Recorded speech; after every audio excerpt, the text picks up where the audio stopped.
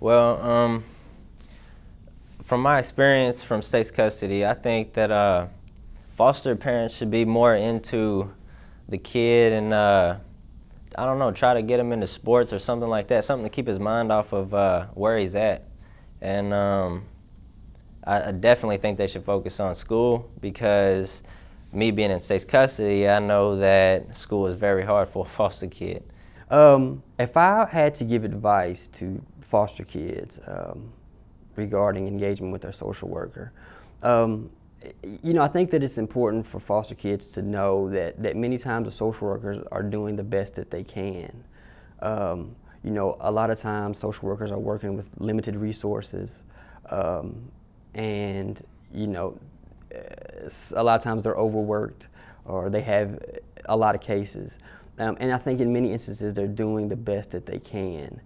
And especially for older foster kids, I think being engaged and continuing to voice that you want to be engaged goes a long way. It's kind of a check and balance. It lets the social worker know that, hey, this kid does have some valuable input and we can use it in making decisions about the child. And for the child to know that, that again, a lot of times the social worker is doing the best that they can. And that, it's very important to continue to stay engaged, to maintain contact with your social worker, even if it's an email or, a phone call, what have you. Continue to kind of maintain contact, to stay on top of the worker. And again, it kind of works out as a check and balance. I think the foster homes should have family meetings because not all foster families get together and do something. And I mean, if you do something with the family, you just get more, you know them on a better level. And I mean, if you don't know the people you live with, it's hard to live there. And you always want to, be by yourself and stay in your room, and then you end up leaving state's custody, never knowing the people you've been living with for the last couple of years. So. It means, being in foster care as a youth means to me, now that I'm an adult, that, you always got to go through something to get somewhere. And it's not always bad when you have to go through things like that or you have to experience anything like that, because maybe that was the best option for me. Maybe that was God's plan for me in the beginning, to have to do that, to end up, in the life I'm living now and what I'm going to be doing in the future. Because I feel like if it wasn't for foster care, I don't know where I would be at or how my life would have been, where I would have grown up at or anything like that. So I'm kind of thankful that I did have that chance to be able to be in foster care, because it helped me out in the long run, and it's still helping me out. I'm getting my college paid for, and I still have relationships with the workers and stuff, and they always guide me in the right direction. It seems like no matter how old I get, they're still gonna be there. So I feel like it's a positive thing for me. And fostering or adopting would help people better realize how a child lives, and that not everybody is always going to be a perfect child. Fostering children let you know that children come from all types of backgrounds, whether it be good or bad, and that they can turn out for the better or the worse. What needs to be changed in the foster care system is we need more social workers, more effective social workers, not just anybody, the best of the best. And pretty much more foster homes, good foster homes, top quality, none of this, come be a foster care parent, pretty much ad in the newspaper. Like none, I'm not saying that they're not, but, just look a little more deep than just finding somebody who answers an ad and being like, well, we think you'll be good, Understand the background checks need to be a little more done, pretty much go a little bit deeper when look for foster parents and adoptive parents as well. And as well as with the adoptive parents, be a little more open. There's a full range of adoptive parents that I think that aren't being too explored and I would love to see more of, you know, other cultures, pretty much, to be chosen to adopt any type of race of kid. So that'll be awesome as well. One big thing I feel like, to limit the amount of homes children are in. I know with me moving from place to place, of course I haven't done it anymore because I live my own, but it does affect you in your adult life.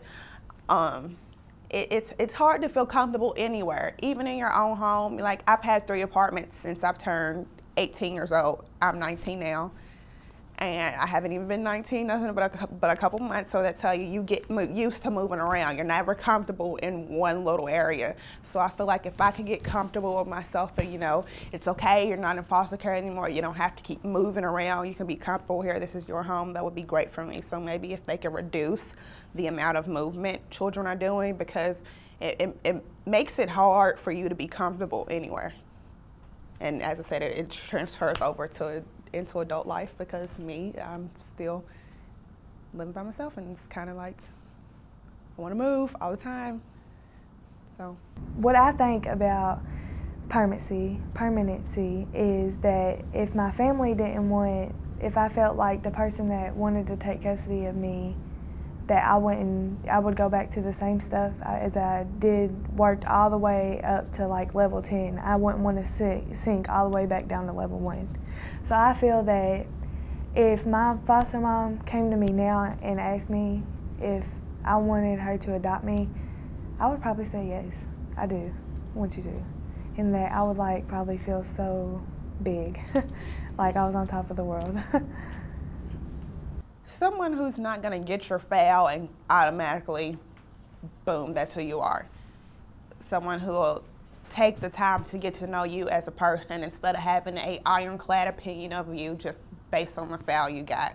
You know, someone who actually cares about you, who's going to listen to you, you know, let you give them your opinion, and, you know, basically it's kind of like you're a team, because they really, even though you're in foster care, your caseworker's your guardian. So I feel like if you don't like your caseworker, then foster care is not going to be as good, because they're basically the one pulling the strings. So I was lucky to have a really good caseworker.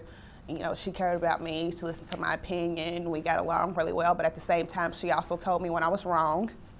And, you know, she never sugarcoated anything with me. She always straightforward, you know. And I was lucky to have that. I don't know if anybody else have that. I don't know too many other foster kids. We don't really talk about their caseworkers, but I know I felt lucky to have mine. What I think about permanency is that if my family didn't want, if I felt like the person that wanted to take custody of me, that I would go back to the same stuff as I did, worked all the way up to like level 10. I wouldn't want to sink all the way back down to level 1. So I feel that if my foster mom came to me now and asked me if I wanted her to adopt me, I would probably say yes, I do, I want you to. And that I would like probably feel so big, like I was on top of the world. If you're new, pretty much try to get to know the kid a little bit better. Don't worry about what's in his file at first. Try talking to him or her, he or she first, and see what they will tell you and see how they react. Because what works the most, and some adults really don't know this, so this is coming from experience, is that if you can get down on a kid's level, pretty much come to them non-social worky, pretty much, which means like clipboard and notebook or whatever, and being like, how has it been here, pretty much. If you come and be like, you know, well, how are you doing, pretty much, I'm so-and-so, don't even mention social worker, you'll be surprised how much a kid will open up. And that helps. It's not lying to them, it's just pretty much, you know, letting them know that I'm your friend, you know, yeah, I'm your social worker, but I'm also your friend. You pretty much, if you come towards them as a friend and as a caring adult, then it would help them. It helps them 10 times fold. Yes, it would. And for I would think that future foster parents shouldn't go by what the the books say about the kid, because I mean, just because it says something, like my files say I'm an arsonist, and I haven't played with fire since I was little, and I don't think I run the risk of burning somebody's house down. And I mean, it says other stuff, but I mean, I'm not a bad kid in my books. I mean, if you looked at them, you'd say I was a criminal. But I would just not pay attention to the books. And the levels, I was a level 5 for a while, but I think the levels isn't that good, because I've seen level 5s that were really good people and kids that didn't do drugs or nothing. And then I've had like foster siblings in the past that were level 1 and did drugs and didn't do good in school and stuff, so I wouldn't go by the levels in the books. Foster parents and adoptive parents should consider teenagers, because we're almost out there, like they're almost out in the world pretty much. And who's gonna show us to be good men and women of society if not them? For the people that's, they're wanting to be nurtured, and they want to be nurturing and caring and stuff like that. Teenagers are almost there, so it's really like a way of recruiting even more foster parents and adoptive parents just by doing that with teenagers. Hopefully they, I think that would really help if they did.